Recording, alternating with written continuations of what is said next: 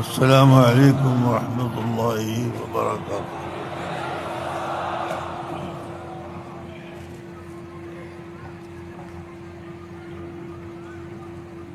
ഇൻഷാഅല്ലാഹ് സൗകര്യം പോലെ നിസ്കാരത്തിന് ശേഷമോ മുമ്പോ ഞാൻ പ്രസംഗിക്കും. ഇപ്പോൾ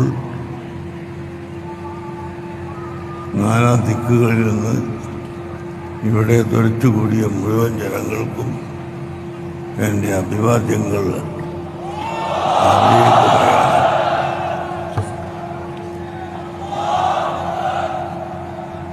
അല്ലാഹു നമ്മുടെ ഈ സദസ്സ് സ്വീകരിക്കുമാറാകട്ടെ.